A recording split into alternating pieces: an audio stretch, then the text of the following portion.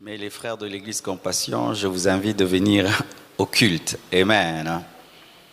Que Dieu bénisse abondamment Papa Sita et Papa Ntsembe qui nous ont parlé pendant les 2 jours précédents.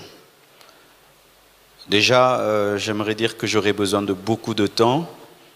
Je ne sais pas si je pourrais passer aux questions parce que je vais vraiment beaucoup parler. Mais s'il y a des questions, je vais revenir. En soi, en travaillant ce sujet, je suis tombé sur un livre. Déjà, je suis en train d'écrire un livre sur comment vaincre l'esprit de divorce. Et ça va sortir cette année. Et là, avec ce que j'ai eu encore, ça va faire un tome 2. Ce qui fait que vraiment, aujourd'hui, je vais donner que l'introduction de ce livre. Je vais revenir pendant 4 mardis, donc le mardi prochain. Je vais continuer ces enseignements pendant 4 mardis qui vont se suivre, tellement c'est important, on ne peut pas le dire à la sauvette. Ce qui fait que, s'il y aura le temps, je vais répondre aux questions, sinon ce sera difficile, parce qu'après le message, il faudrait prier pour les couples et même les futurs couples. Amen. Nous allons nous tenir debout afin de lire Matthieu 19, versets 3 à 11. Matthieu 19, 3 à 11. La Bible dit ceci. Les pharisiens l'abordèrent et dirent, pour l'éprouver, est-il permis à un homme de répudier sa femme pour un motif quelconque? Il répondit, n'avez-vous pas lu que le Créateur au commencement fit l'homme et la femme et qu'il dit, c'est pourquoi l'homme quittera son père et sa mère, et s'attachera à sa femme, et les 2 deviendront une seule chair. Ainsi, ils ne sont plus 2, mais ils sont une seule chair. Que l'homme donc ne sépare pas ce que Dieu a joint. Pourquoi donc, lui dirent-ils, Moïse a-t-il prescrit de donner à la femme une lettre de divorce et de la répudier? Il leur répondit, c'est à cause de la dureté de votre cœur que Moïse vous a permis de répudier vos femmes. Au commencement, il n'en était pas ainsi. Mais je vous dis que celui qui répudie sa femme, sauf pour infidélité ou adultère, pornéa, et qui en épouse une autre, commet un adultère. Ses disciples lui dirent, si telle est la condition de l'homme à l'égard de la femme, il n'est pas avantageux de se marier. Il leur répondit, tous ne comprennent pas cette parole, mais seulement ceux à qui cela est donné. Asseyez-vous, s'il vous plaît. Le thème de mon message aujourd'hui, c'est comment éviter le divorce. Et mon sous-thème, mais j'aimerais que sur la vidéo, qu'on écrive seulement comment éviter le divorce.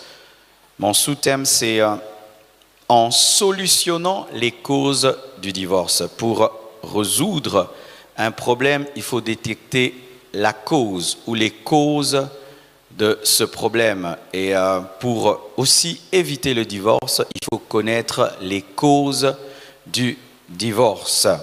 Et il y a au moins 30 causes majeures du divorce. 30 causes majeures du divorce. Je vais donner une seule cause ce soir et les 29 autres seront données les mardis qui vont venir. Et il y a des causes légitimes et illégitimes. Les causes légitimes, ce sont les causes admises par la parole de Dieu.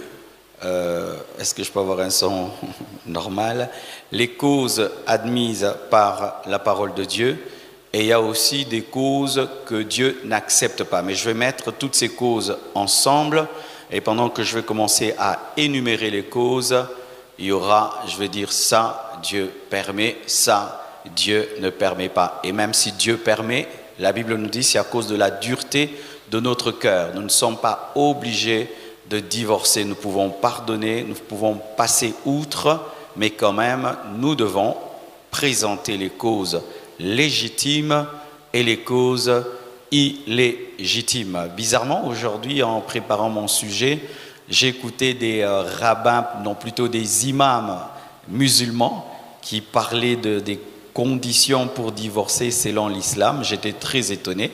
Je ne savais pas que le Coran parlait comme ça. J'étais très étonné, ça je garde pour moi. Alléluia. Pour vous donner quelques statistiques, mes frères et sœurs, dans le monde aujourd'hui, 80 divorces sur 100 sont provoqués par les femmes.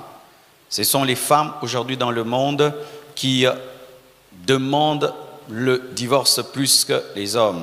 20% d'hommes et 80% de femmes. Pourquoi? Parce que les femmes, quand elles se marient, elles cherchent vraiment, elles rêvent d'être heureuses.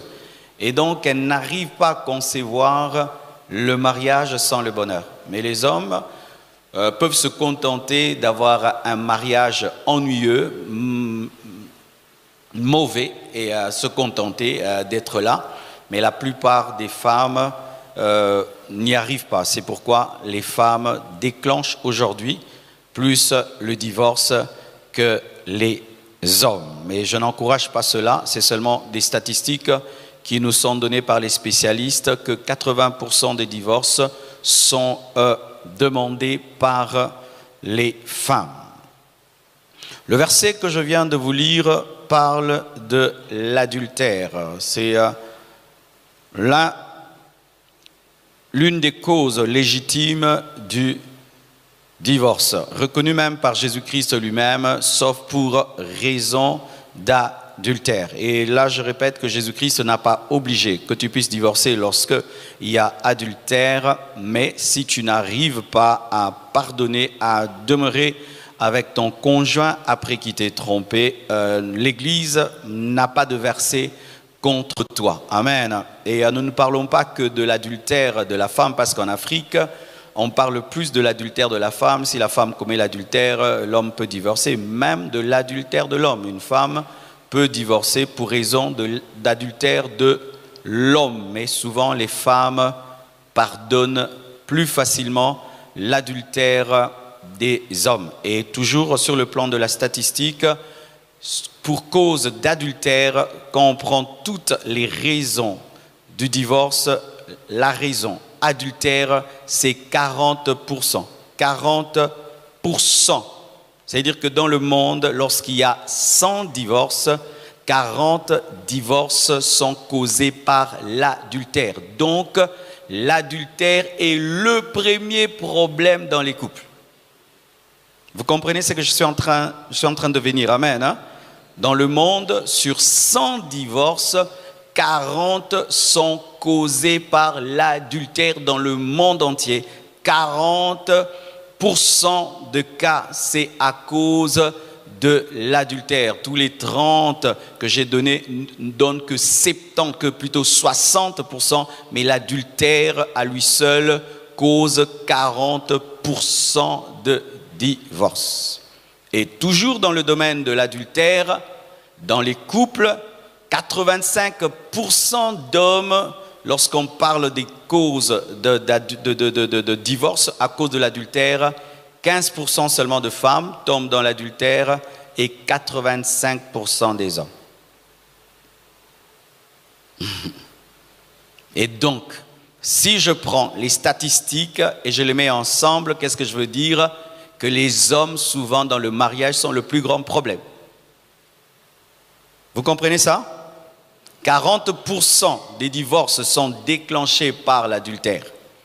Et quand on parle de l'adultère, dans ce pourcentage de 40%, 15% ce sont les femmes, 85% ce sont les hommes. Donc, ce sont les hommes qui sont souvent le problème dans le mariage. Nous ne disons pas que les femmes sont parfaites, mais voyons cela, nous voyons que l'adultère, qui est le plus grand problème et qui est déclenché par les hommes la plupart des temps, détruit les mariages. C'est pourquoi j'aimerais vraiment aujourd'hui conscientiser les hommes, mais aussi les femmes. Alléluia.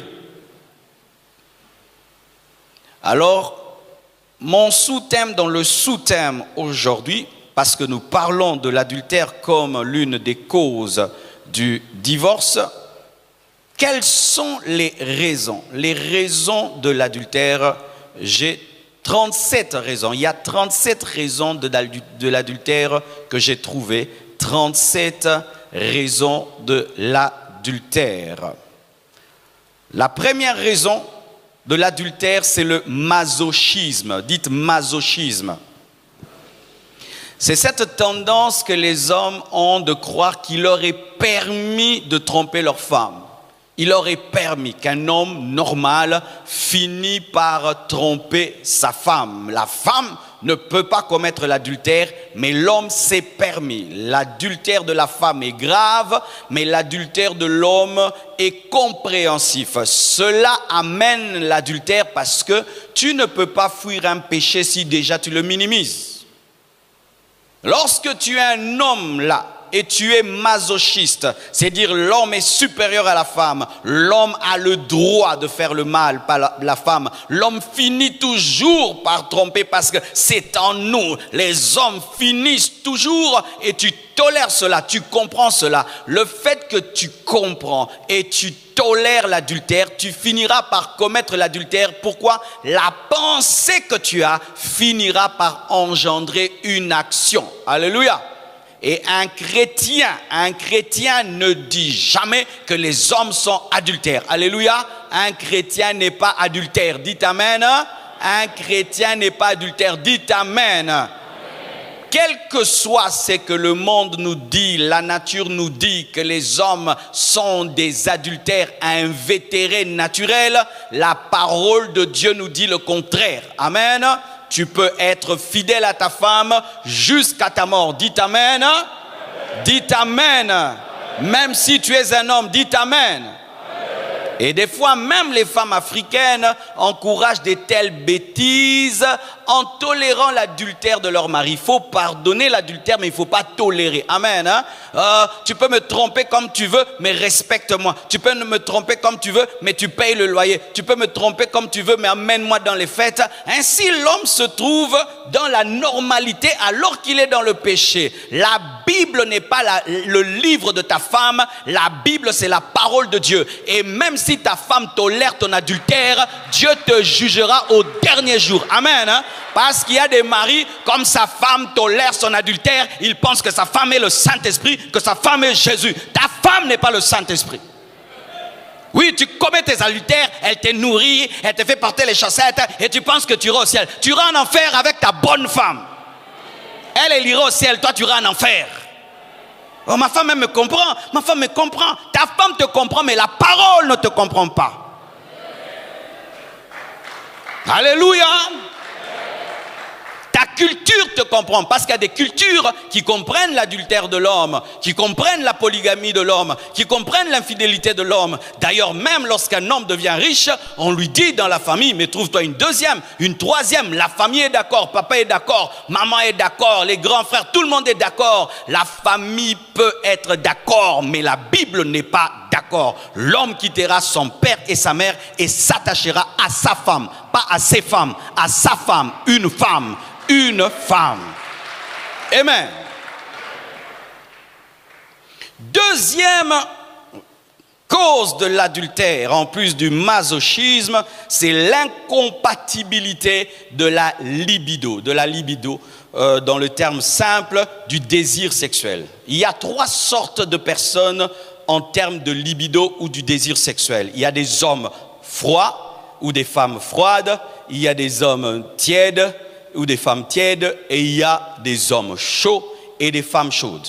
Alors lorsque dans un mariage, un homme chaud épouse une femme froide, ça peut pousser l'homme chaud à l'adultère. Si une femme chaude épouse un homme froid, cela peut la pousser à l'adultère, parce que l'adultère c'est le corps, et donc il faut étudier le corps pour vaincre aussi l'adultère. Ce n'est pas que l'esprit, c'est aussi le corps. Et la Bible dit quoi? Quand séparez-vous seulement pour raison de prière et revenez ensemble de peur que le diable vous tente par votre incontinence. Cette incontinence n'est pas démoniaque, c'est une incontinence biologique. Amen. Alors voici, parce que je vais donner les problèmes et directement les solutions. Lorsque dans votre couple, vous avez un problème de libido, l'un est chaud, l'autre est froid, il faudrait que celui qui est chaud descende pour devenir tiède et celui qui est froid monte pour devenir tiède, et là vous allez vous rencontrer. Si l'un réclame beaucoup de fréquences de relations intimes, l'autre n'en veut pas, il faudrait que celui qui demande beaucoup diminue ses demandes et celui qui n'en veut pas puisse monter afin de vous rencontrer. Car là où vous ne vous rencontrez pas, comme la nature a horreur du vide, Satan va établir une kamikaze. Vous m'entendez ça? C'est pourquoi, chers couples, des fois les couples me font rire. Ils font semblant de parler de tout sans parler des vrais problèmes. Lorsque vous avez un problème de libido, causez parler. Amen.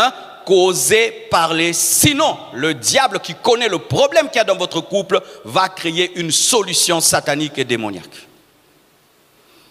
Troisième cause, la perturbation des cycles de la femme. Dernièrement, un homme vient me voir, il me dit, pasteur, j'ai un sérieux problème dans mon couple, c'est que dans 30 jours, ma femme est indisposée pendant la moitié ou même 2 semaines, 3 semaines, tout le temps, elle est presque dans sa menstruation et l'homme ne supporte pas de voir le sang comme ça. Et ça crée des sérieux problèmes dans le couple. C'est pourquoi lorsque vous avez de tels problèmes et que tout le temps, maman, tu as tout le temps tes menstruations, tu dois aller voir un médecin afin qu'il puisse vous aider. Parce que vous risquez de négliger cela, mais le diable va passer par cette perpétuelle indisposition pour donner quelqu'un qui est disposé. Amen. Allez voir le médecin si vous avez un tel problème dans votre couple ou il y a un désordre dans la menstruation.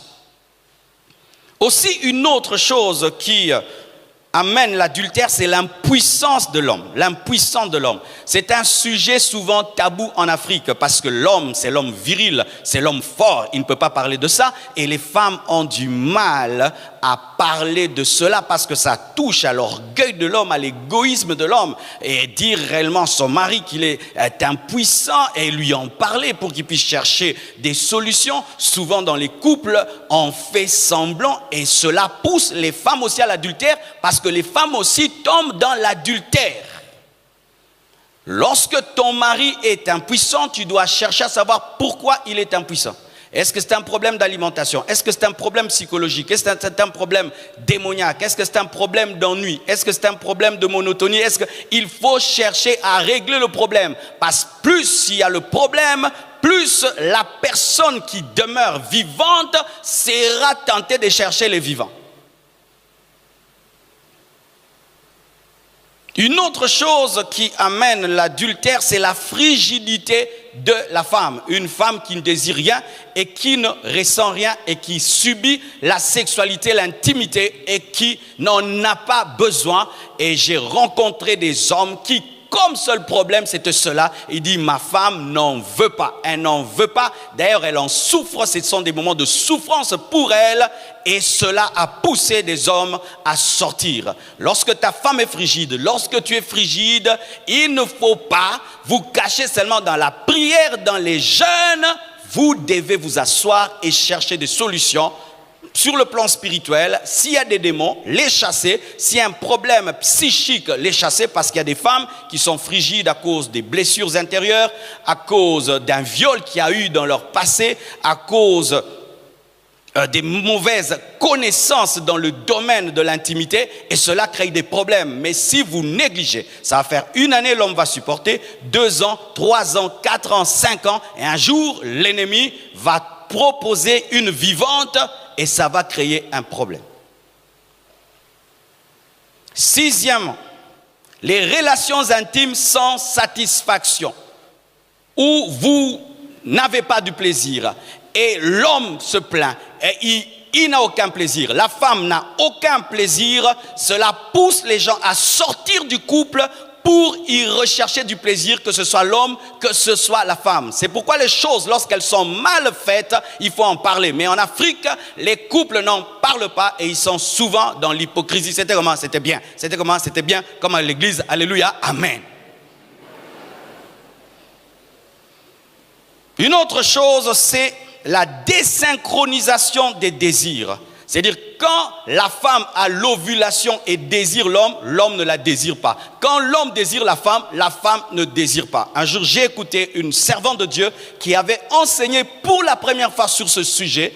Et mes frères et sœurs, c'est l'un des grands problèmes. C'est dire, vous deux, vous êtes bien. Ce n'est pas qu'il y a quelqu'un qui est impuissant ou l'autre qui est frigide. Mais il y a un problème de synchronisation. Lorsque toi, tu désires, la femme ne désire pas. Quand la femme désire, tu ne désires pas. C'est-à-dire, vous ne vous rencontrez jamais dans le domaine du désir. Et ça fait que même si vous êtes vivant, même si vous êtes puissant, même si vous êtes vivant, vous ne vous rencontrez pas parce qu'il y a une désynchronisation. Et vous devez vous asseoir, parler aujourd'hui. Alléluia.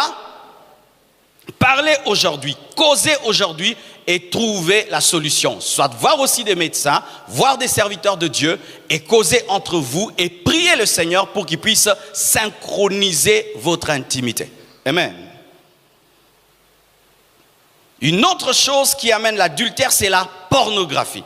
Lorsque vous regardez des films pornographiques et des photos pornographiques, ça crée un désir extérieur. Pourquoi? Tu regardes le corps d'une femme qui n'est pas ta femme. Tu regardes le corps d'un homme qui n'est pas ton homme. Et il peut se faire que ce corps de cette femme est plus que le corps de ta femme ou le corps de cet homme est plus que le corps de ton homme. Ainsi, tu es en train déjà de créer la convoitise et des désirs et des pensées qui ne sont plus dans le couple, mais qui sont à l'extérieur du couple. C'est pourquoi vous remarquez en ce temps de la fin, où plus il y a la pornographie, plus il y a des adultères, car la pornographie pousse à sortir du couple, pas à rester, car on réclame à son conjoint, à sa conjointe, de faire des choses qu'on a vues que l'autre ne peut pas faire. Amen. La masturbation. Vous qui êtes célibataire, faites très attention. Je connais des célibataires qui disent que comme je ne peux pas pécher avec une femme, avec un homme, je préfère le faire seul. Mais ce que tu ne sais pas, c'est que tu es en train d'habituer ton corps à un système de plaisir qui va te suivre même dans le foyer. Il y a des femmes mariées qui ont déjà attrapé leur mari en train de se masturber et des hommes mariés qui ont déjà attrapé leur femme en train de se masturber. Et lorsque déjà tu trompes ton mari avec ta main ou ta femme avec ta main, tu tromperas avec une autre personne parce que c'est le début de l'infidélité. Car les masturbateurs dans les couples finissent par être des infidèles. Et les chrétiens qui, malgré qu'ils se convertissent, demeurent dans la masturbation, amènent cette masturbation dans le couple et cette masturbation finit par être de l'adultère. Souvent, les personnes qui finissent par tromper commencent par se masturber dans le couple et finissent par tromper avec une personne totale. Car celui qui commence avec la main finira avec un corps. Une autre chose qui amène l'adultère dans les couples, ce sont les expériences passées non oubliées. Précision, non oubliées. Il y a des personnes qui ont eu des expériences et qui les ont oubliées, de sorte qu'elles ne comparent pas leur mari à leur ex ou leur femme à leurs ex. Mais il y a des hommes qui, malgré qu'ils se sont mariés, continuent à comparer leurs femmes à leurs ex et osent même le dire clairement. Tu n'es pas comme, tu n'es pas comme, tu ne fais pas comme. Là-bas, j'ai connu plus, j'ai connu mieux. Et cela déjà commence par l'adultère dans la pensée. Et comme je l'ai dit, ce qui commence au niveau de la pensée finit par s'extérioriser par des actions. Lorsque tu t'es marié, tu dois oublier tous tes ex et tu ne dois pas comparer ta femme à tes ex ou ton mari à tes ex. Lorsque le passé demeure dans le présent, il détruit le présent et le futur. Alléluia. Une autre chose qui amène l'adultère dans les couples, c'est la négligence corporelle. La négligence corporelle, c'est-à-dire l'homme t'a aimé parce que tu étais une femme propre. Tu t'entretenais, tu sentais toujours bon, tu étais tout le temps parfumé, tu portais toujours des beaux vêtements et toujours soigneux. Mais il te met dans la maison. L'une des choses, pas toutes, l'une des choses qu'il a attiré en toi, c'était ta propreté, ta manière de prendre soin de toi. Mais lorsqu'il t'épouse, il se rend compte que tu cesses de le faire et du coup tu cesses de l'attirer. Et qu'est-ce que ça fait? Ça fait maintenant qu'il risque d'être attiré par des femmes qui prennent soin d'elle. Alléluia. Parce que on dit ceci, c'est qui gagne, c'est ce qui garde. Je répète, ce qui gagne, c'est ce qui garde. Ce qui t'a permis de gagner ton mari, c'est ce qui le gardera. Et si l'une des choses qu'il aimait en toi, c'était ta propreté, c'était la manière dont tu t'entretenais, si une fois que tu te maries, tu deviens négligente, tu es en train d'ouvrir la porte au diable. Et même les hommes, lorsque tu faisais la cour à ta femme, tu étais tout le temps propre, les ongles coupés, bien brosser tes dents, bien coiffé, parfumé. Mais depuis que tu te mariais, tu es devenu un sale mari, un négligent de mari. Tu sens mauvais et tu veux dormir avec ta femme. Ça crée des problèmes. Vous devez garder l'équipe qui a gagné. Alléluia. La saleté, mes frères, cause l'adultère. Un corps sale n'attire pas. Même si l'homme t'a mis l'anneau au doigt, un corps sale n'attire pas. Et je dis souvent, tu es sale devant un homme qui sort, il va travailler dans des endroits classe, beau. Toutes les femmes là-bas sont propres, bien habillées et sentent bon. Mais la femme qui laisse à la maison sont mauvais et malpropres. C'est ce qui fait que beaucoup, lorsqu'ils attrapent le travail, trompent leur conjoint. Une femme qui sort laisse un homme sale, bizarre à la maison. Elle sort, elle trouve que des hommes classe, soigneux. Et ces hommes lui font la cour 1 année, 2 ans, 3 ans. On lui fait la cour par des hommes propres, élégants, beaux. Elle rentre et trouve un homme en dundisha. Nalipasi.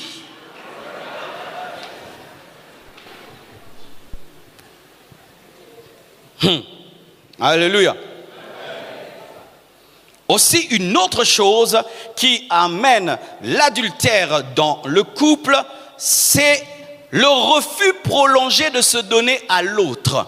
J'ai rencontré un serviteur de Dieu, sa femme dormait en culotte jean avec collant, ceinture.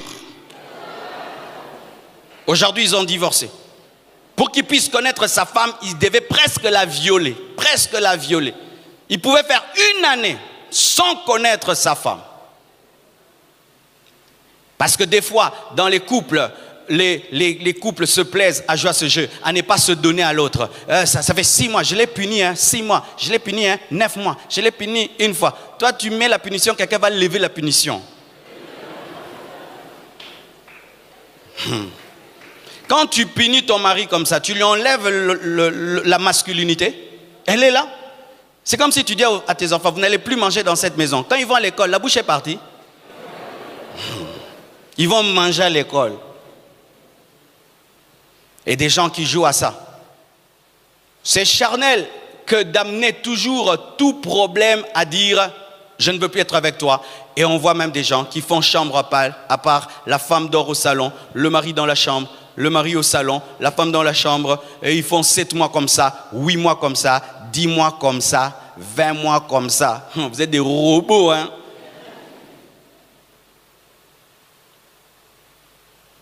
Une longue séparation aussi. Un long voyage. Le mari voyage 2 ans, 3 ans. Il laisse la femme toute seule. On ne sait pas ce qu'il fait là-bas et ce que la femme fait ici. Beaucoup des adultères ont eu lieu pendant des très longs voyages, très longs. Et béni soit Dieu, en Afrique quand même, les femmes attendent longtemps. Mais ailleurs, quand tu fais 1 année, 2 ans, et quand tu rentres, tu trouves quelqu'un d'autre. C'est pourquoi je donne ce conseil aux frères et sœurs lorsque vous voulez vous marier. Quand tu veux épouser quelqu'un qui est à l'étranger, vous devez mettre en compte l'improbabilité d'avoir le visa quand vous voulez. Alors nous voyons des jeunes qui s'engagent et qui pensent que lorsqu'ils vont décider, ils vont aller en Europe. Et puis tu vas pendant 5 ans, on te prive le visa alors que tu t'es marié coutumièrement, tu t'es marié civilement et même religieusement. L'autre est parti et toi tu es resté. Tu es marié, c'est vrai, en photo, en anneau. Et maintenant tu restes piégé en Afrique. Tu es piégé en Afrique, ton mari est parti. Ton mari est parti et toi tu sais que tu es une femme mariée, mais ça fait 3 ans, 4 ans qu'il est parti et tu dois vivre dans la continence. Mais tu sais que tu es marié, mais tu vis comme un célibataire, une célibataire. Avant de dire oui à un homme, oui à une femme, tenez compte de la capacité de vivre ensemble. Alléluia. C'est chose, je t'épouse et puis je m'en vais. Et je te suivrai quand Dieu bénira, quand Dieu ouvrira. Il peut ouvrir dans 20 ans. Namwana kola. Alléluia. Alléluia. Une longue séparation. Des fois, les entreprises détruisent comme ça les foyers. On prend l'homme, on l'emmène en mutation quelque part. Et on ne tient même pas compte que c'est un homme marié qui a des enfants. Et puis on l'amène 5 mois ici, et puis 8 mois là-bas, et on ne prévoit pas qu'il aille avec sa femme. Non, nous, dans notre entreprise, c'est seulement l'homme, nous ne prenons qu'en charge l'homme. Il faut quitter un tel travail qui est en train de détruire ton couple. Alléluia. Et tu vas de mutation en mutation, 6 mois ici, 2 mois là, jamais avec ta femme, jamais avec ta femme. Et tu reviens que 2 jours, et puis tu repars, pigeon voyageur, tout le temps pigeon voyageur. Tu trouveras une surprise un jour. Ou toi-même, tu feras des choses là-bas.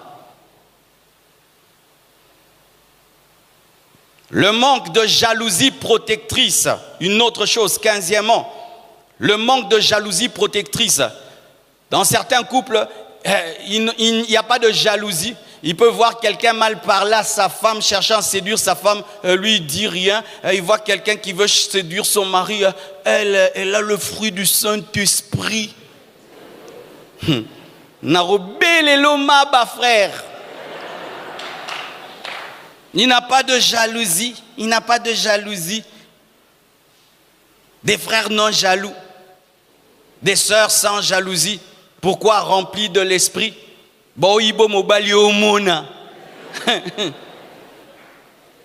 En français, on te vole le mari pendant que tu vois. Français du Congo. On te vole le mari et tu vois, en train de prier, parlant en langue, mais on te vole ton mari, on te vole ta femme et tu es en train de méditer, cantique de cantique. On est en train de te l'apprendre et tu vois, oh si je parle, ça va créer des problèmes. Il y a déjà des problèmes. Ça va créer des problèmes. Il y a déjà un problème. Oh, il risque de croire que je le soupçonne. Non, je ne te soupçonne pas, je t'ai attrapé. Quand je venais nouvellement de me marier, il y avait des frères qui avaient de telles habitudes. Après le culte, bisous, maman Blanche, bisous, maman Blanche. Et non, je suis monté à la chair, j'ai dit, c'est fini, frère. Va donner des bisous partout, pas chez ma femme. Tu la salues de loin.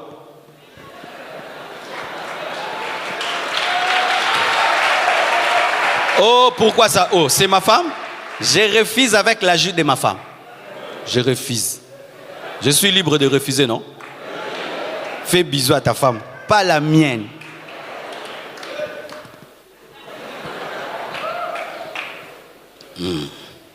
Toi aussi, si tu refuses avec l'ajout de ton mari, tu refuses, maman, tu refuses. Les sœurs qui après le culte, alléluia, alléluia. Hé, ma sœur, ta communion fraternelle là, ailleurs, pas chez mon mari. Amen. Le manque de jalousie protectrice, car Dieu lui-même est jaloux, vous le savez? Dieu est jaloux, il y a la bonne jalousie et la mauvaise jalousie. Mais les chrétiens, ils n'ont aucune jalousie au nom du fruit du Saint-Esprit. Et on te vole ton mari, on te vole ta femme. La naïveté, l'excès de confiance, l'excès de confiance. Il y a des gens, tu vois vraiment, les gens qui mettent chez eux à la maison, tu sens vraiment des naïfs. De naïf. Tu prends quelqu'un là, elle rayonne, elle brille. Toi, ma sœur, tu l'amènes chez toi. Toi, tu ne rayonnes plus. Et tu la mets chez toi. et ton mari, il ne prie pas beaucoup, il est encore un peu charnel, tu vas prendre la cousine lointaine là, rayonnante, et tu l'amènes à la maison.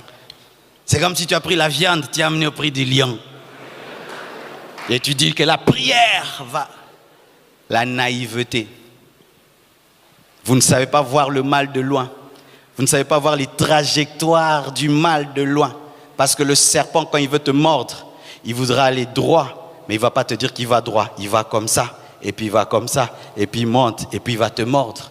Mais les personnes naïves ne voient pas quand est-ce que l'ennemi va mordre. C'est ainsi que beaucoup de couples ont été détruits par leur hospitalité. Beaucoup de couples détruits par l'hospitalité. Mais c'était souvent de la naïveté. Où tu vois, mais tu refuses de voir. Où tu comprends, tu refuses de comprendre. La naïveté.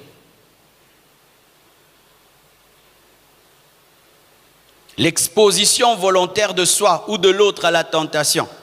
Des hommes qui poussent leurs femmes à aller vers des hommes impudiques. Va demander l'argent, va demander l'argent, va demander l'argent. Tu sais que cet homme-là, c'est un païen, un impudique, et tu pousses ta femme à aller lui demander de l'argent. C'est toi qui la pousses. Et des hommes aussi qui savent que cette femme-là, elle veut me faire tomber, au lieu de l'éviter, tu restes dans sa présence alors que tu sais qu'elle cherche ta chute. Il y a une jeune fille qui est venue dernièrement ici dans mon bureau. Oh pasteur, je t'aime bien, je t'aime bien. J'ai dit à maman Blanche, tu vois cette sœur-là? Elle m'a dit qu'elle m'aime bien. Ce n'est pas une sœur en Christ, c'est le diable qui est en elle. Et j'ai dit au secrétariat qu'elle n'entre jamais plus dans mon bureau. J'ai appelé les secrétaires, j'ai dit, je l'ai signalé. Vous voyez la sœur là? Ce n'est pas une sœur. Mais les naïfs et les personnes qui jouent avec le feu, non, ça ne va rien me faire, je suis rempli du Saint-Esprit. Frère, un grand judoka peut tomber à cause d'une petite banane qui n'a pas pris le judo. Bathsheba, une femme de rien, c'était la femme de la sentinelle, a fait tomber le grand David. Les hommes tombent, pourquoi? Parce que vous vous exposez à la tentation alors que Dieu vous a dit de fuir, mais toi tu restes là. Et c'est là que tu vas tomber. Ce sont les hommes prudents qui fuient. Les hommes fous restent et meurent. Car lorsque Dieu te dit de fuir et tu restes, c'est là que tu mourras.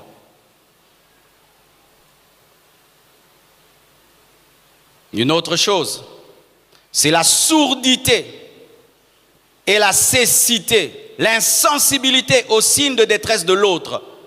Ta femme est en train de te dire tous les jours, je dois quitter ce travail-là. Je dois quitter, pourquoi? Le chef est bizarre. Je dois quitter ce travail-là. Le patron est bizarre. Tous les jours, ta femme te le dit.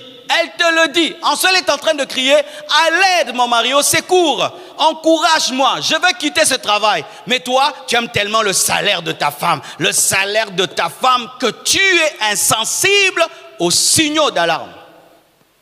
Ton mari tout le temps revient du travail et te dit, je trouve bizarre telle personne, je trouve bizarre telle personne, je trouve bizarre telle personne. Fais attention. Non, tu es tellement distraite que tu n'entends pas les signaux d'alarme. Dans les couples qui s'aiment, avant qu'un conjoint tombe, il crie à l'aide.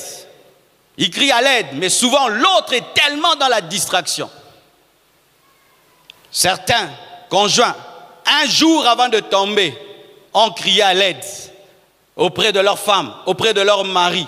Mais l'homme est tellement distrait qu'il ne comprend pas. Sa femme lui dit, je ne veux pas que tu voyages cette fois-ci. Je ne veux pas que tu voyages. Pourquoi? Tu as voyagé la fois passée trop longtemps. Je ne veux pas que tu voyages. Elle est en train de te dire d'une certaine manière, quand je reste ici, tu me mets en danger. Mais l'homme n'écoute pas. Les femmes parlent toujours comme ça. Les femmes parlent toujours comme ça. Est-ce que tu as la sensibilité spirituelle pour savoir quand est-ce que ton mari est fort et quand est-ce que ta femme est faible? Est-ce que tu as la sensibilité spirituelle de savoir quand est-ce que l'autre crie à l'aide et lorsqu'il ne le fait pas? Parce que si tu n'as pas la sensibilité, tu ne sauras jamais protéger l'autre.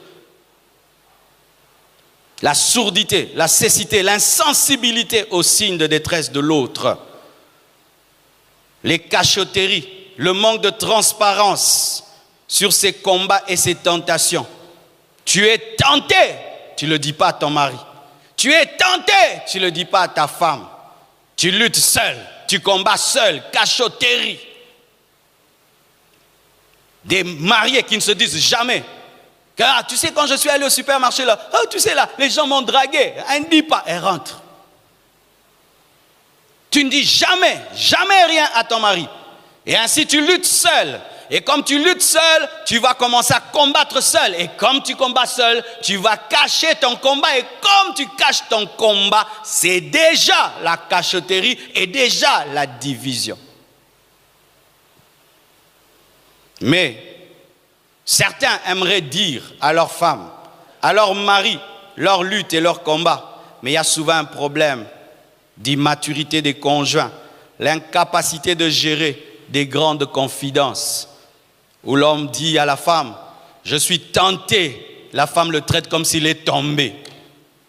La femme dit à son mari, je suis tenté, l'homme dit, tu vas femme adultère, alors qu'elle n'est pas tombée, elle te partage et compte sur ta maturité. Mais tu es tellement immature, c'est pourquoi dans les couples, les gens luttent seuls à cause de l'immaturité, l'incapacité de gérer les informations. Comment ton mari peut avoir le courage de dire au pasteur qu'il est tenté, mais il ne peut pas te dire à toi? C'est parce que tu es immature. Comment ta femme peut dire au pasteur qu'elle traverse des moments où elle est tentée, mais ne te dit pas? C'est parce que tu es immature. Et ainsi, deux ne sont pas deux. C'est chacun pour soi qui lutte. Alors que Dieu n'a pas mis l'homme et la femme ensemble seulement pour prier, seulement pour élever les enfants, mais aussi pour lutter à deux face au mal, face au péché.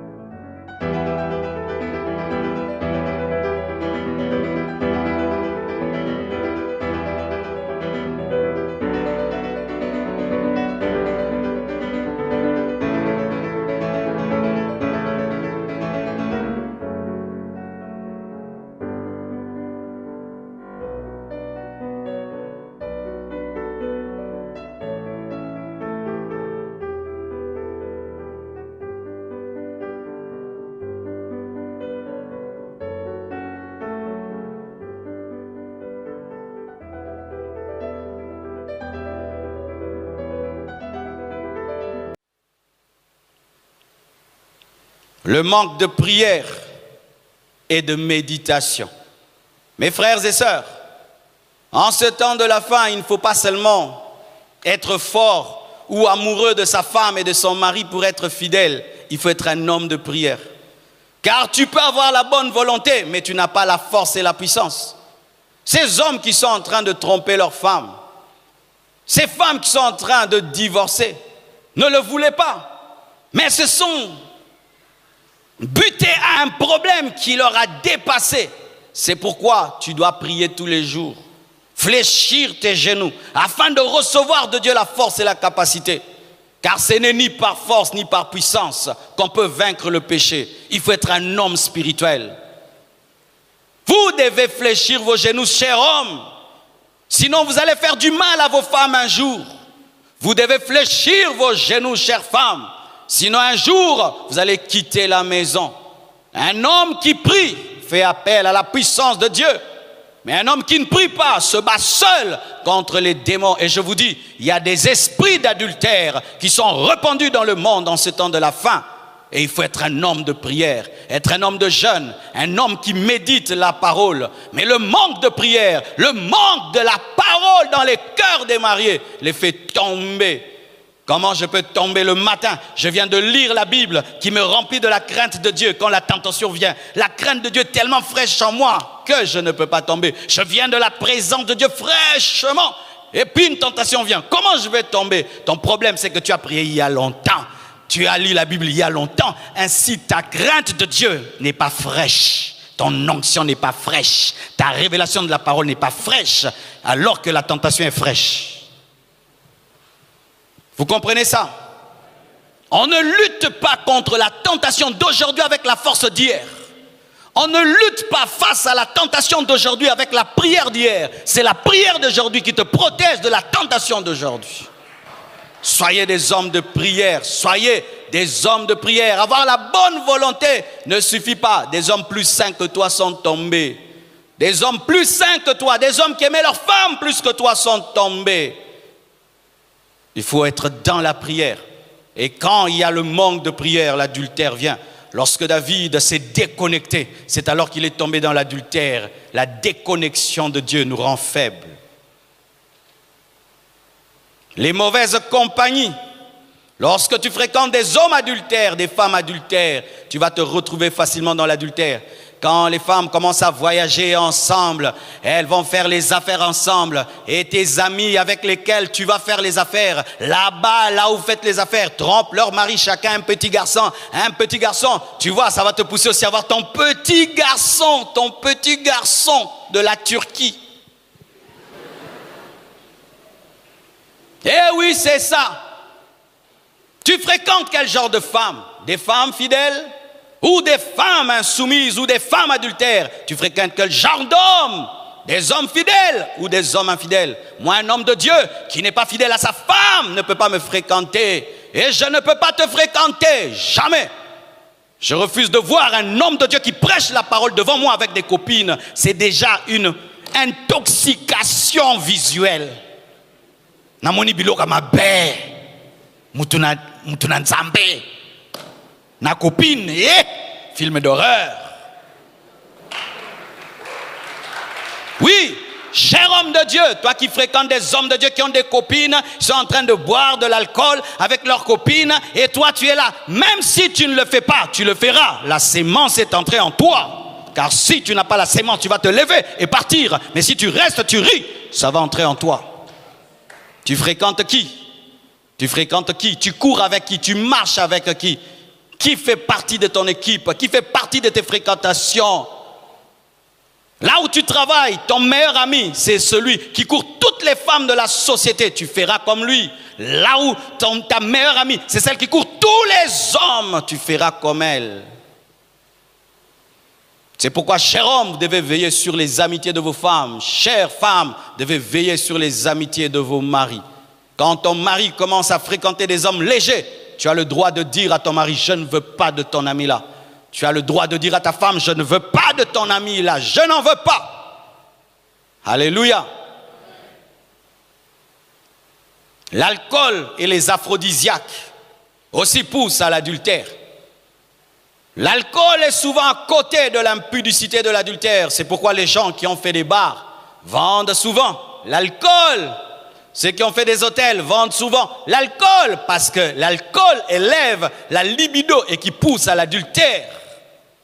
Certains n'auraient jamais trompé leur femme s'ils n'avaient pas bu. Parce que lorsque tu bois, tu perds le contrôle.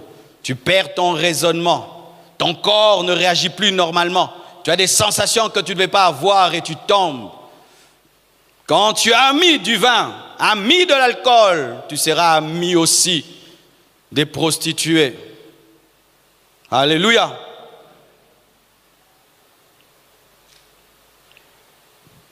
Les mauvais confidents. Tu as des problèmes dans ton couple et tu te confies sans discernement.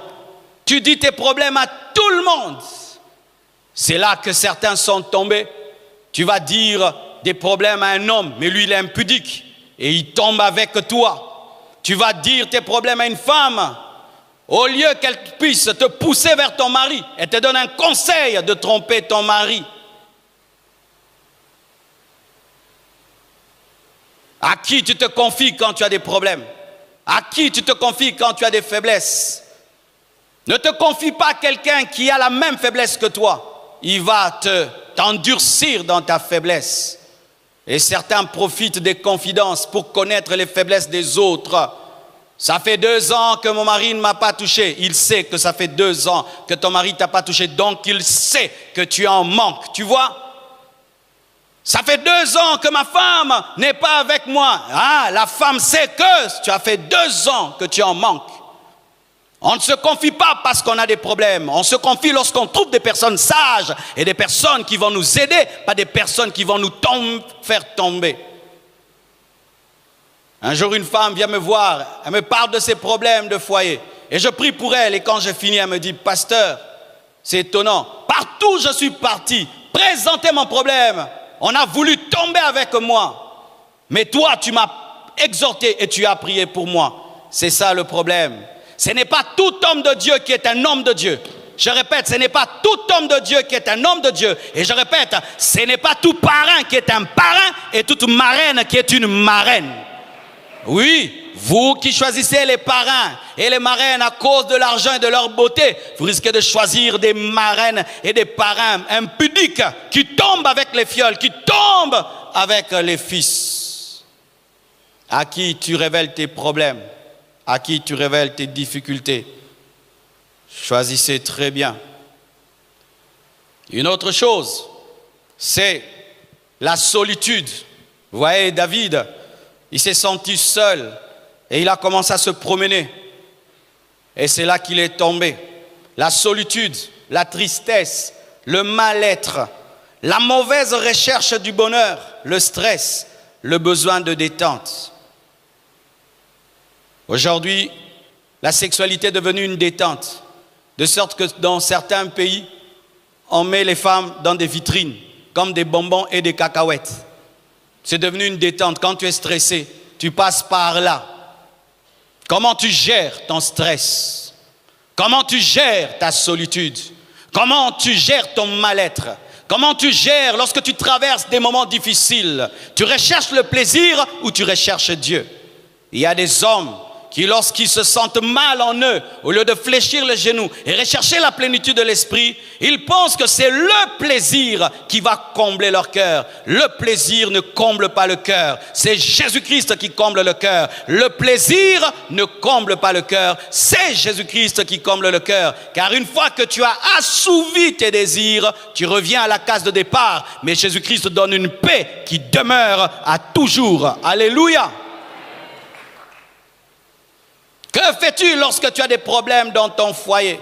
Que fais-tu lorsque tu as des problèmes avec ton mari, avec ta femme? Que fais-tu lorsque tu te sens mal? Vas-tu auprès de Dieu? Vas-tu auprès de ton conjoint pour arranger?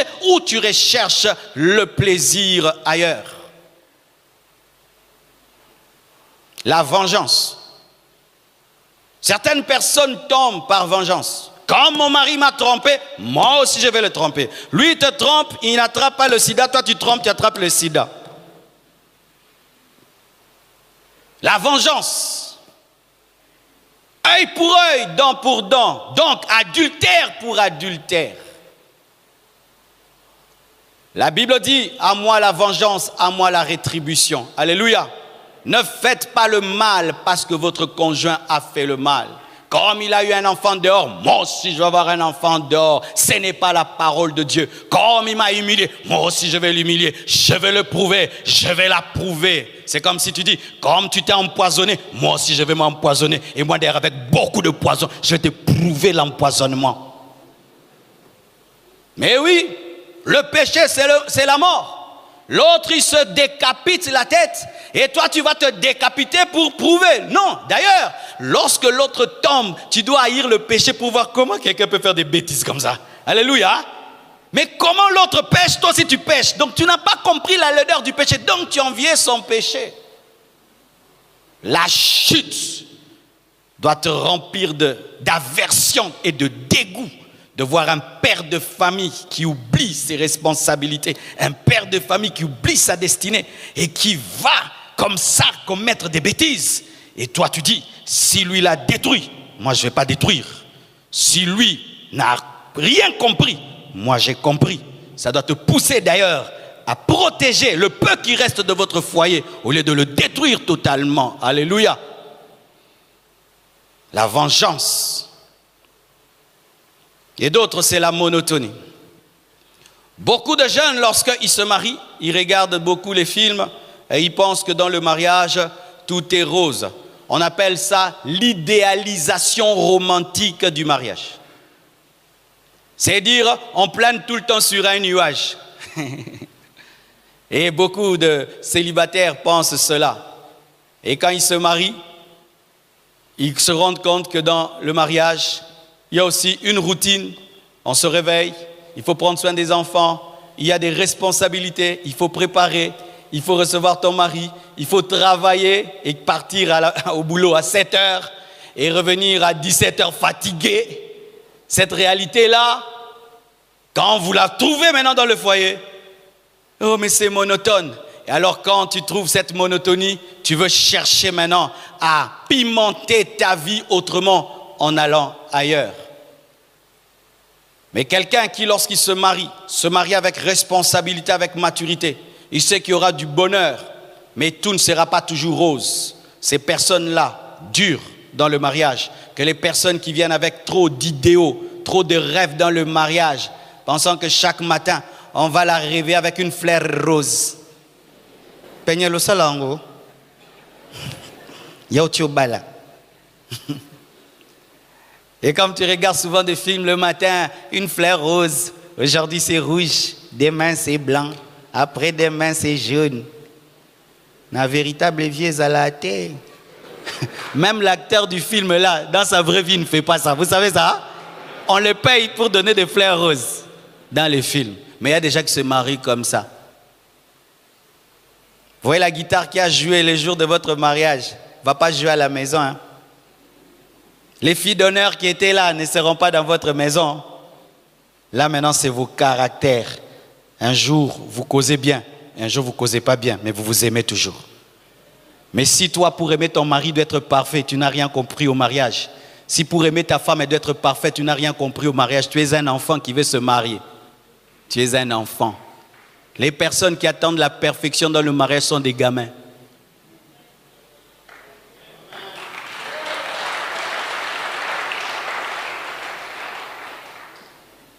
Oui. C'est pourquoi certains, vous ne vous mariez pas. Pourquoi? Il suffit que ta fiancée fasse ça. Donne-moi la main. Ah oui, il y en a qui ne se marient pas. Elle sourit pas bien, elle marche pas bien, elle sent pas bien quand elle transpire. Toi-même, tu sens mal quand tu transpires.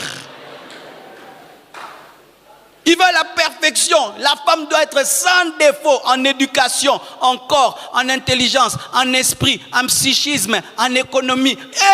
Déco, on go bala Jésus.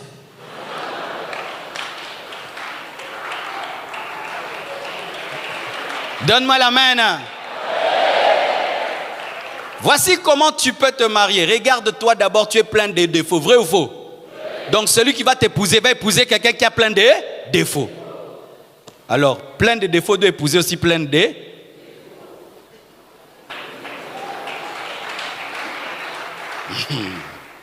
Très exigeant comme un enfant. Les personnes très très exigeantes dans le mariage, elles sont tristes parce qu'elles pensaient que ce serait le ciel. Alors que c'est vraiment la terre. Bas la terre. Si un endroit où on fait bas la terre, c'est les mariages. Tu sais ça? Un jour, un pasteur, il a prêché la parole longue, c'était grave. Lui, il pensait maintenant à la gloire là de l'église. La femme lui dit, chérie, on n'a pas payé les loyers. Mbamora kita, boum, bas la terre. Tu vas dire, take it, Bayer, Bayer. Ouvre les yeux, regarde-moi bien, regarde maintenant, regarde, reçu. Boum, loyer, bas la terre. C'est pourquoi moi j'aime pas trop les parleurs dans les fiançailles. Il faut être romantique, mais pas à l'excès. Parce que ça devient aussi les mensonges.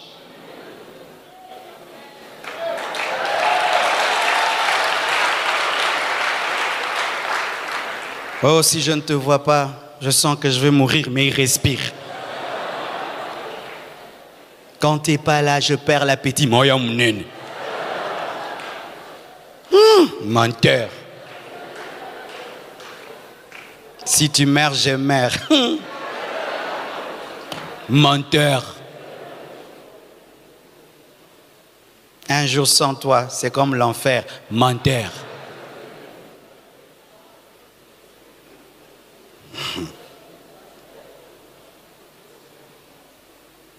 Une autre chose, la monotonie. Et là, j'aimerais parler aux couples africains. Souvent, dans les couples africains, on ne fait aucun effort de pimenter son couple. Même si c'est la vraie vie. Mais nous avons cette capacité aussi d'embellir cette vraie vie. Alléluia. Je me souviens, c'est hier. Moi et Blanche, on a joué au basket. Moi, j'ai joué au foot quand j'étais enfant. Elle a joué au basket. Alors moi, je ne jouais pas bien. Elle m'a montré. On tient comme ça. On saute comme ça. Peut-être nos travers disaient, ils sont fous les deux. Mais ça fait du bien. Ma femme me montre à jouer au basket. Mais il y en a ici, il ne rit pas avec sa femme. Il cause bon. Blue Nangizawa. Où est ma nourriture? Où sont mes sandales? Où sont mes chaussettes? Je dors. Bonne nuit. Le matin, bonjour. Où est mon café? Où sont mes chaussures? Au revoir. Il part. Et puis il revient. Je suis revenu. Où est ma nourriture?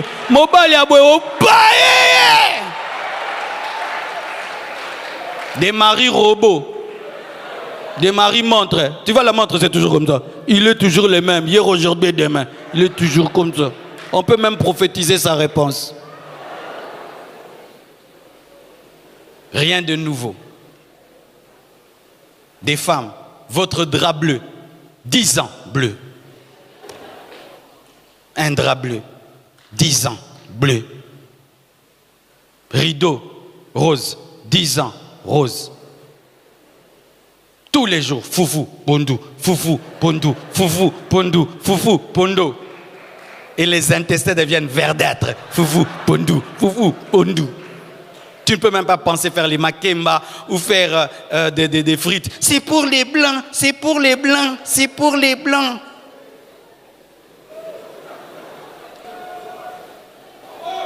D'autres choses, j'entrerai pas. Amen. Mais il faut éviter la monotonie. Amen. Hein? Créer des nouveautés. On ne vit qu'une seule fois. Amen. Et si vous avez beaucoup de moyens, allez en Europe en vacances. Pas beaucoup, allez même à Mwanda. Maintenant c'est beau là-bas. Allez à Matadi, allez à Zongo. Allez des endroits, allez. Papa Sita même a dit, des fois même allez acheter un coca. Buvez calmement. Créez la nouveauté, créez des nouvelles choses. Vous vous asseyez avec les enfants, vous mettez un film, un dessin animé, vous regardez. Oh, oh. Nga comme moi mukina manota ba dessin animé na bage nanga o nana tinda kyo balo buta.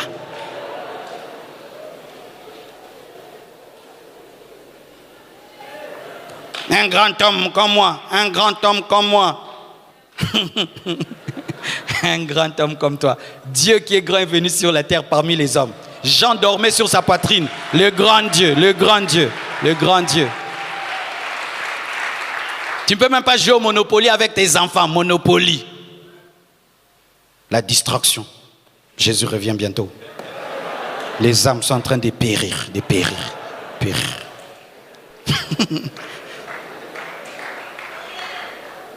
C'est pourquoi quand tu es très spirituel et tu n'es pas équilibré, tu auras un mauvais couple. Vous savez ça? Quand tu es très spirituel, tu n'es pas équilibré, tu auras un couple monotone. Là-bas, on prie seulement. De bon délit. Alléluia. Alléluia. Alléluia. Alléluia.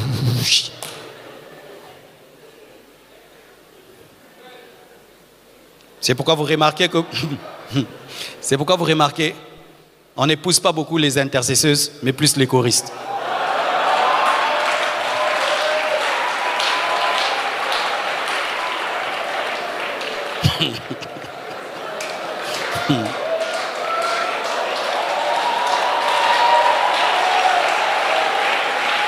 C'est pas que je suis contre les intercesseuses. Mais tu vois les choristes quand ils chantent là. Oh, bah. Tu vois un homme dit, ah, celle-là si je la mets à la maison, on serait heureux. Hein? Elle sourit déjà. Mais les intercesseuses, elle plie son dos comme un garçon. Tellement qu'elle fait des délivrances. Voix brûlée. Frère, Olinginga, Nakota Mangenge Nazol Konzombe, Nako Zongelo dans 40 jours. Et bien, ça.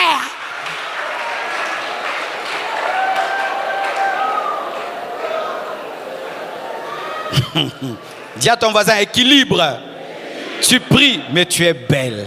Tu pries, mais tu es cultivé. Tu pries, mais tu es relax. Tu pries, mais tu souris. Tu pries, mais tu es parfumé. Tu pries, mais tu es une femme. Tu pries, mais tu es féminine.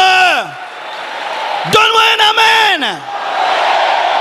Les églises sont en train de transformer les femmes en hommes. L'autorité spirituelle. Et si elle a un ministère, là c'est pire. Elle commence à t'envoyer à la maison. Papa, s'emballe le billet, 3 jours.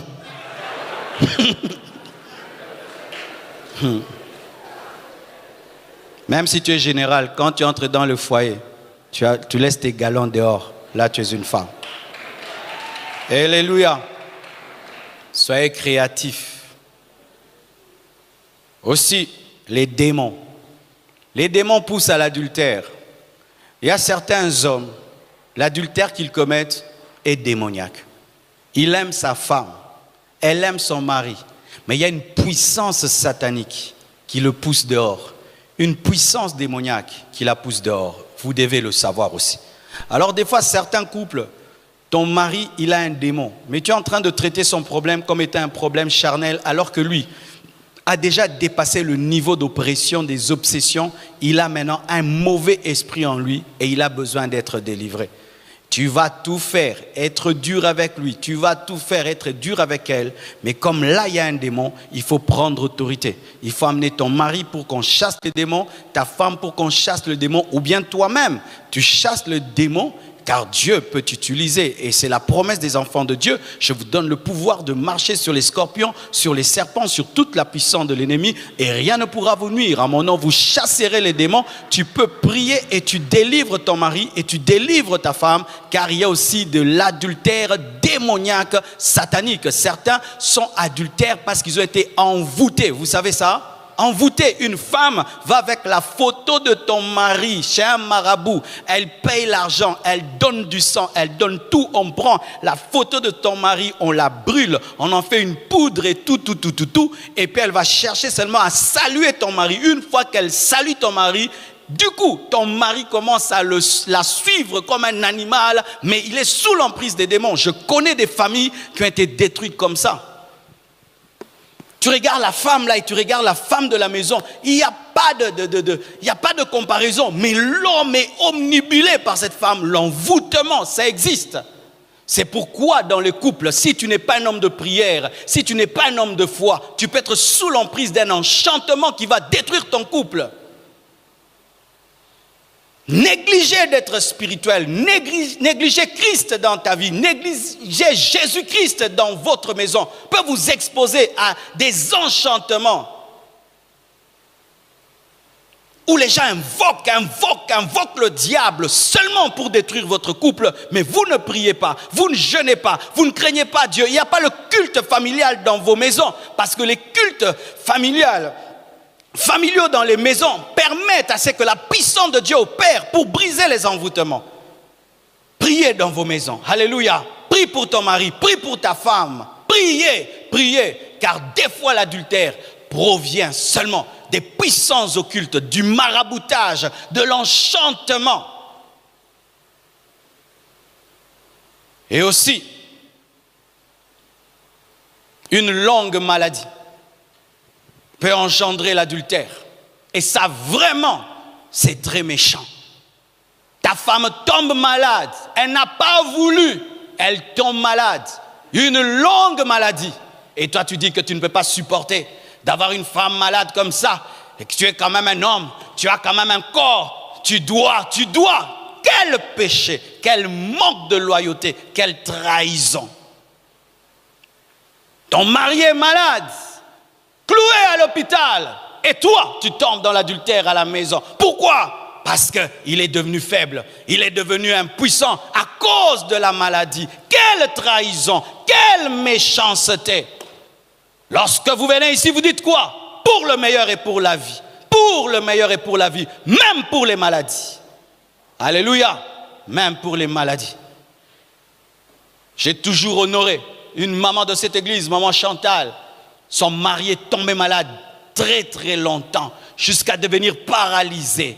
J'ai vu maman Chantal, toujours au chevet de son mari, en train de le traiter comme un seigneur jusqu'au bout. Jamais lui a fait ressentir qu'elle était fatiguée de lui. Jamais, jamais. Mais les conjoints d'aujourd'hui sont les conjoints de la santé. Si tu es beau, en forme, c'est ça, tu es l'homme, tu es la femme. Si tu es malade, c'est le droit maintenant d'aller en dehors de la maison.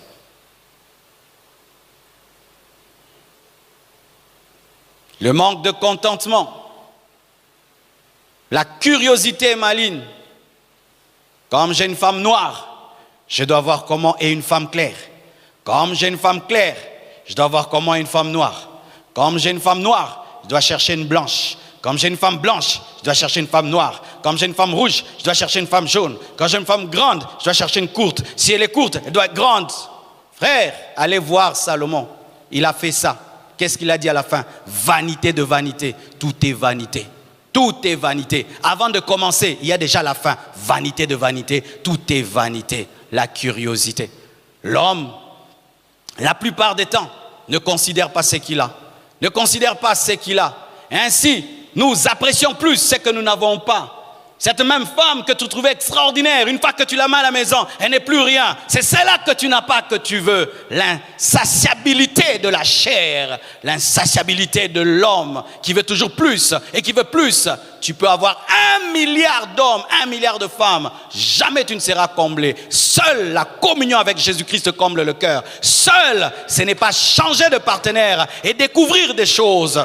Jamais cela ne peut combler ton cœur. Tu dois le savoir. Et donc quand tu veux entrer dans de telles choses, va lire seulement Salomon. Il va te dire, vanité de vanité. Tu es en train de poursuivre le vent. Alors arrête de le faire. Dieu ne t'a pas donné toutes les femmes du monde. Il ne t'a pas donné tous les hommes du monde. Tu dois te contenter de ta femme. Tu dois te contenter de ton mari. Lorsqu'il n'y a pas le contentement dans le couple et tu commences à comparer ta femme avec d'autres femmes, comparer ton mari avec d'autres hommes, c'est alors que l'adultère vient. Mais lorsque tu te contentes de ton mari, tu te contentes de ta femme et tu dis c'est celle que Dieu m'a donnée, c'est celui que Dieu m'a donné, c'est alors que tu seras fidèle. Mais quand tu compares, il y aura toujours quelqu'un qui aura ce que ton mari n'a pas. Il y aura quelqu'un qui aura ce que ta femme n'a pas. Je ne suis pas riche comme Bill Gates. Si ma femme me compare à Bill Gates, elle va remarquer que je n'ai pas l'argent de Bill Gates. Je ne suis pas aussi costaud que Goldberg. Chaque fois que tu compareras, l'ennemi te montrera. Mais chaque fois que tu te contenteras, tu ne verras rien. Alléluia. Alléluia. Acclamons le Seigneur. Le manque de contentement. La recherche des enfants. Nous voyons cela dans le couple d'Abraham. Ils attendent un enfant, l'enfant ne vient pas. Et Sarah lui dit, va vers Agar. Et il va vers Agar et ils ont Ismaël. La stérilité dans le couple est souvent source d'adultère. Et la plupart des temps, ce sont les hommes. Les hommes. Et vous savez ces choses de stérilité, on dit toujours que c'est la femme est stérile. Mais des fois, ce sont les hommes qui sont stériles. Mais les femmes ont un bon cœur qu'elles disent rarement que c'est l'homme qui est stérile. Et si elle peut accepter sur elle tout, alors que c'est l'homme qui est stérile. Mais des hommes qui vont dehors et puis disent, oh moi je risque de mourir sans un héritier. Je risque de mourir comme si avoir un héritier amène au ciel. Si Dieu ne vous donne pas des enfants, il faut les adopter. Où est le mal? Nous sommes des enfants adoptifs. Dieu nous a adoptés. Mais oui, mes frères, c'est en Afrique que les gens cherchent toujours les enfants. Ils ont 50 ans, ils continuent à chercher les enfants. 60 ans, les Blancs ne font pas ça. Lorsqu'un âge atteint, ils disent, oh ben, Dieu ne nous a pas donné, pas de problème. Il y a tellement d'enfants sur cette terre, des enfants extraordinaires qui cherchent des parents. Ils prennent un enfant, un deuxième, et puis ils les aiment de tout leur cœur, et puis ils ont des foyers extraordinaires. L'un des grands enseignants de la parole de notre temps qui s'appelle Derek Prince, un grand enseignant puissant, c'est parmi les serviteurs de Dieu anglais, le plus puissant que Dieu a utilisé dans notre temps. Il n'avait pas d'enfants. Il a adopté des enfants de presque toutes les races. Quand tu vas chez lui, c'est comme si c'est le monde entier qui habite chez lui. Sa première femme est morte, ne lui a pas fait des enfants. La deuxième aussi, pas d'enfants. Mais ça ne l'a jamais dérangé. Mais nous voyons des gens qui détruisent leur couple. Pourquoi? En train de chercher. Et maintenant, vous maltraitez les femmes. Tu ne me donnes pas des enfants, tu ne me donnes pas des enfants, tu ne me donnes pas des enfants, tu ne me donnes pas des enfants. Et tu sors. Pourquoi? Pour un enfant. Tu vas engendrer Ismaël qui va te créer des problèmes. Mais pire aussi, une fois je suis allé dans une maison, je prêche sur la parole, sur la vérité. Il faut toujours dire la vérité. Une femme vient, elle me dit, pasteur, tu as dit de prêcher la vérité, de dire la vérité. Tu vois mes enfants là, 3 ne sont pas les enfants de cet homme. Maintenant, est-ce que je dois lui dire la vérité? Après 2 enfants, il n'avait plus la capacité de me rendre féconde. Alors je sortais dehors, je donnais l'argent à un jeune garçon. Et puis quand je suis enceinte, je le chassais. Et je l'ai fait comme ça 3 fois. Des femmes qui sortent dehors pour ramener dans la maison un enfant extérieur, jusqu'à faire croire à l'homme que c'est leur enfant. Quelle abomination! On ne se marie pas pour avoir des enfants, vous le savez? Non, on ne se marie pas pour avoir des enfants. C'est pourquoi on ne peut pas détruire le couple pour les enfants. On ne se marie pas pour les enfants. On ne se marie pas pour les enfants. Les enfants sont une conséquence qui peut venir ou qui ne peut pas venir. Alléluia. Alléluia. La cupidité engendre l'adultère. Quand une femme aime beaucoup l'argent, elle peut tomber dans l'adultère pour ramener de l'argent. C'est pourquoi, cher homme, lorsque ta femme te ramène des choses et des choses et des choses, il faut lui poser la question, comment tu les as eues? Comment tu les as eues? Ça vient d'où? Ça vient d'où? Je connais ton salaire, mais comment tu as eu ça? Ton patron là, c'est un ange. C'est le Dieu de toute bonté qui te donne gratuitement. La cupidité amène à la prostitution. Et des fois, on peut être prostitué 2 fois seulement dans sa vie pour avoir un poste. Tu couches et on te donne le poste, on te donne la promotion. Pour avoir tel marché, tu couches et puis on te donne le marché. Même si tu l'as fait 2 fois, c'est de l'adultère. Même si ça profitait à votre couple, c'est de l'adultère. Les hommes, aujourd'hui, deviennent même des prostituées.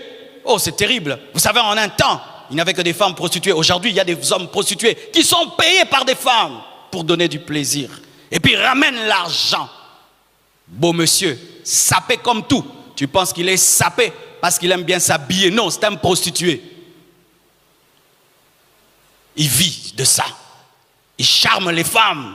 On lui donne des choses. Il vit comme ça. Et il nourrit ses enfants comme ça. La cupidité, l'amour de l'argent est la racine de tous les maux, même de l'adultère. N'aimez pas l'argent, utilisez l'argent. Car si tu aimes l'argent, tu seras prêt à tout pour l'argent. Même à l'adultère, même à détruire une alliance sacrée. L'occultisme. Dans l'occultisme, il y a des niveaux où quand les gens font le pacte avec le diable, doivent faire des orgies sexuelles. 10 occultistes, 20 au même endroit, qui s'échangent les femmes et tout le reste, parce que le diable aime la saleté. C'est quand vous voyez des hommes très élevés, mais qui font faire des messes noires, se mélangeant hommes et femmes comme des animaux, seulement pour avoir un pouvoir politique, pour avoir un pouvoir spirituel. J'aimerais parler à tous ceux qui font de telles choses. On te voit en costard, on te voit en veste, mais ta gloire provient des orgies sexuelles, provient de l'impureté et de la saleté. C'est pourquoi n'enviez jamais un homme, car vous ne savez pas comment il a eu ce qu'il a eu. Comment il a eu ce qu'il a eu. Satan règne dans l'abomination, il règne dans la profanation, il règne dans le péché. Et il aime pousser les occultistes à briser le mariage, à commettre des incestes, des saletés. Pourquoi? Parce que les mouches aiment la saleté. Et lui, c'est Belzéboul, le prince de mouches. Toi qui es en train d'aller vers l'occultisme. L'occultisme détruira ton couple. Un jour, on va te présenter une sorcière, on te dit couche avec elle pour avoir plus de puissance. On te présenterait un occultiste, on dit couche avec lui pour avoir plus de puissance. Toi qui es en train d'entrer dans l'occultisme et dans la magie, sache que tu vas y perdre ton couple et ton foyer. Et ce qui est pire, c'est lorsque l'homme et la femme entrent dans l'occultisme et l'homme accepte que sa femme à gauche aille avec un homme et le mari accepte que sa femme aille ailleurs pour qu'il devienne fort et qu'il devienne puissant. Quelle escroquerie, quelle vanité, quelle ruse du diable. Vivre dans la saleté pour avoir les miettes de ce monde. J'aimerais terminer là. Mais la chose la plus importante qui fait que les gens tombent dans l'adultère, c'est le manque de Christ. Et j'ai beaucoup aimé l'exemple du pasteur Tsembe. Romains 13, versets 13 à 14, la Bible dit « Marchant honnêtement comme en plein jour, loin des excès et de l'ivrognerie, de la luxure et de l'impudicité, des querelles et des jalousies. Mais revêtez-vous du Seigneur Jésus-Christ et n'ayez pas besoin de la chair pour en satisfaire les convoitises. » Acclamons la parole du Seigneur.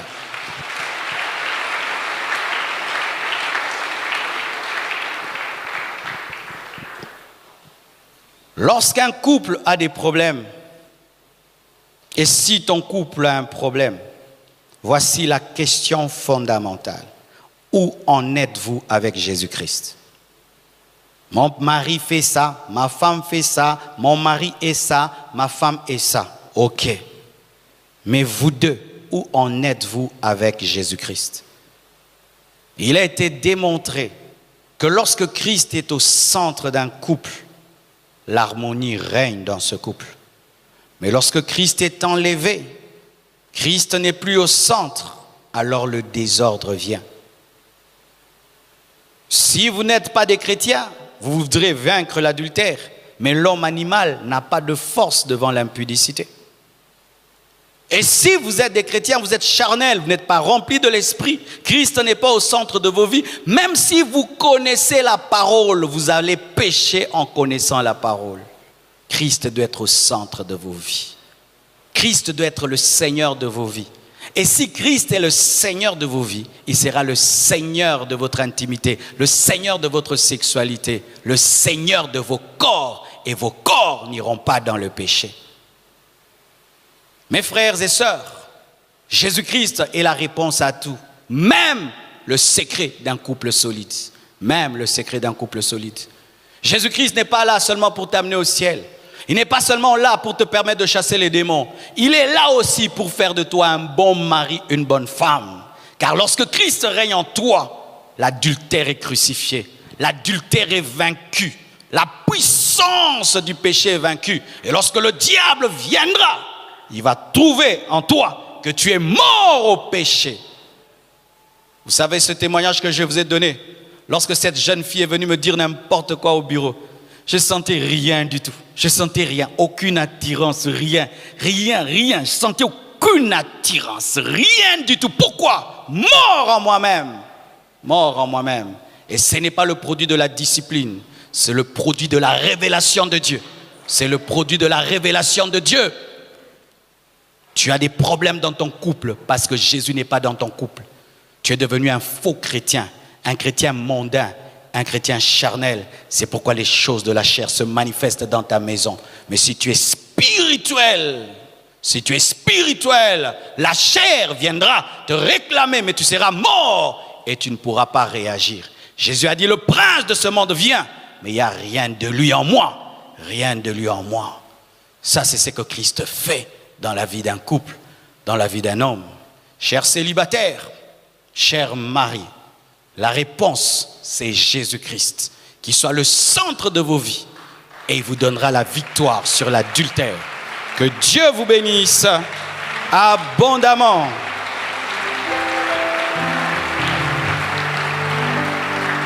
Remercions le Seigneur. Père, je te remercie. Père, je te rends grâce pour ta parole. Je prie qu'elle prenne effet dans nos cœurs, dans nos vies ce soir. Et je demande, Père éternel, que tu nous aides à la pratiquer. Au nom de Jésus-Christ, j'ai ainsi prié. Amen.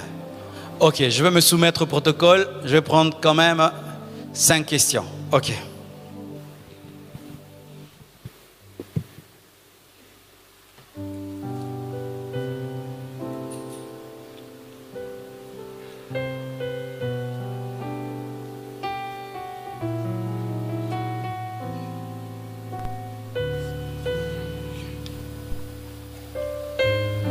Bonsoir tout le monde. Je me présente, moi c'est Hakim Ngoï, un frère de l'église de la Compassion, célibataire de mon état. Ça fait un bon moment que je me suis lancé dans la politique en tant que jeune. J'ai une question pour notre pasteur. Dans la politique, tous les indicateurs sont en rouge. La politique, c'est la magie. La politique, c'est le mensonge. La politique, c'est le vol. La politique, c'est tout. En politique, il n'y a pas de chrétiens. En politique, il n'y a pas des hommes qui disent la vérité, et ainsi de suite. Moi, depuis tout petit, j'ai toujours eu la vision de faire la politique, tout en étant chrétien. Je suis même à la faculté Allez des droit sciences. au but, mon frère, Ouais. ne nous prêchez pas. Je suis même en politique. Mais en tant que mon pasteur, que pouvez-vous me donner comme conseil qui pourra un jour, ou soit pour toute ma vie, m'aider? Parce que les divorces, le problème, et ainsi de suite, sont tous inclus dans la politique. Merci beaucoup. J'aimerais que vous me posiez des questions sur mon sujet. Amen. Sinon, là, je répondrai à toutes les questions du monde. Mais comme il a déjà posé la question, alors moi, je suis un peu équilibré pour ce qui est de la politique. Pour moi, la politique, c'est pas la magie. Je ne dis pas que tout est mal dans la politique, parce que Dieu peut élever un chrétien. Mais quand tu vas en politique, tu dois aller avec les principes de Dieu, avec la justice, être loin de la corruption et imposer la parole de Dieu. C'est vrai, ce sera très difficile parce que c'est un milieu dans lequel il y a plus de païens que de chrétiens. Mais voici, si le milieu politique réclame le divorce, toi tu es chrétien, tu dois être différent. Nous voyons Joseph qui est devenu ministre en Égypte, mais qui avait qu'une seule femme, même si d'ailleurs son père avait plusieurs femmes, il a pu imposer la foi. Il n'a jamais été sous l'influence de la magie égyptienne, donc c'est possible. Amen. Donc tu peux y être le sel de la terre et la lumière du monde et influencer cela. Et moi d'ailleurs j'encourage les chrétiens qui ont cet appel de faire la politique parce que c'est important que nous soyons représentés par des chrétiens au niveau du Sénat, du Parlement et les grandes institutions. Merci beaucoup.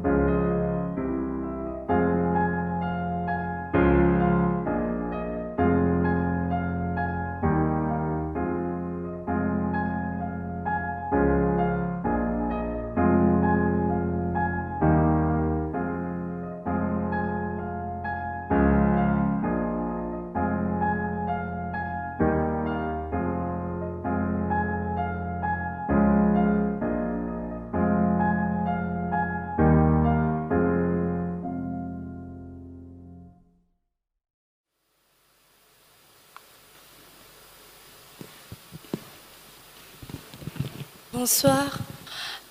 Je voudrais savoir, concernant ce que vous aviez dit sur la stérilité, au fait, avec une prédication que j'ai entendue dans Maman du Moitou, Maman Blanche est en train de prêcher, alors j'ai un petit problème personnel, quoi.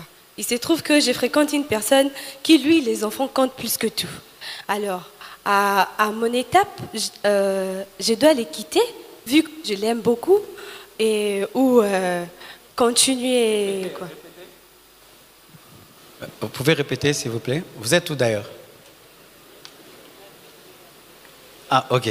Répétez, s'il vous plaît. Je voudrais savoir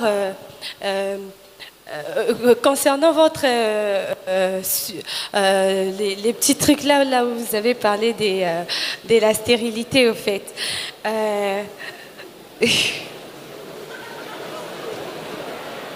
Des petits trucs. Ok, concentrez-vous, allez-y. Au fait, je voudrais savoir, j'ai entendu une prédication dernièrement dans Maman Dis-moi tout des mamans blanches. Alors, j'ai fréquenté une personne, moi j'ai des petits problèmes, alors ça se fait que pour lui, les enfants comptent plus que tout. Alors, on a eu à aborder ces sujets il n'y a pas très longtemps. Alors, vu que moi je l'aime beaucoup, est-ce que je dois les quitter ou je ne sais pas en tout cas, je voudrais savoir. Ok. Tu as parlé en parabole. Tu as des petits problèmes, je ne sais pas, c'est des problèmes de fécondité ou pas, je ne sais pas. Et comment tu vas le savoir si tu n'es pas encore marié, si tu as des problèmes de fécondité ou pas. Mais je vais prendre ça en général. Si par exemple tu rencontres un homme, lui te dit, moi, le mariage, il faut des enfants. Mais tu sais que peut-être tu n'as pas de matrice, tu n'as pas de trompe, vraiment les médecins t'ont déclaré stérile, tu dois lui dire que moi, mais les médecins m'ont déclaré stérile, donc les enfants que tu cherches, avec moi, tu risques de ne pas les avoir. Et s'il lui trouve que non, il ne peut pas vivre avec toi parce que lui, c'est les enfants ou rien, tu es libre et Dieu te donnera un homme qui, pour lui, n'a pas comme exigence d'abord les enfants, mais l'amour. Donc, c'est cela. Bonsoir. Ma question est celle-ci. Autrefois, nous étions infidèles dans le mariage. Et maintenant que nous avons reçu Seigneur Jésus-Christ comme Seigneur et Sauveur, nous devons confesser ou avouer nos infidélités à l'autre ou à nos conjoints. Comment faire pour éviter les divorces? Merci. Oui, ça c'est une très bonne question. S'il s'avère que dans le couple, un conjoint a trompé l'autre et l'autre n'est pas au courant et que la parole de Dieu vous touche, il y a deux réponses que les hommes sages donnent. Dire la vérité, si l'autre a la maturité de l'entendre, mais si l'autre n'a pas la maturité et que cette vérité va tout détruire, garder la vérité jusqu'à ce que l'autre devienne mûr pour lui dire. C'est cela. Bonsoir. Merci pour... Bonsoir.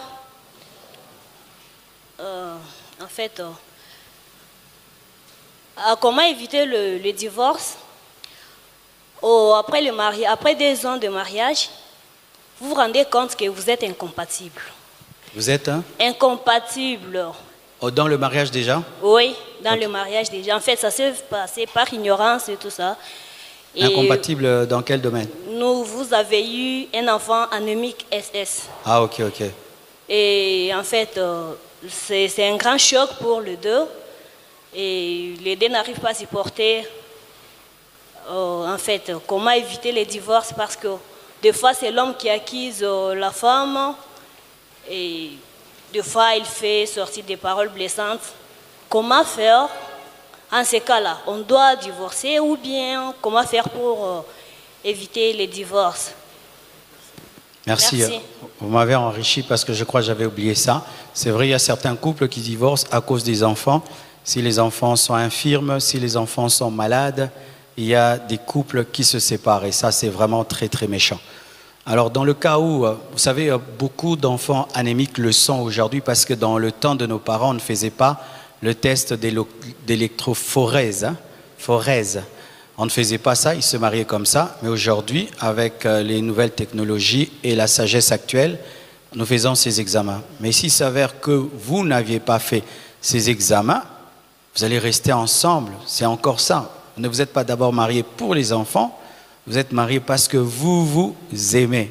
Et donc, des enfants malades ne sont pas la raison du divorce. Et donc, ma sœur, vous qui êtes chrétienne, qui connaissez la parole de Dieu, vous n'allez pas divorcer pour cela.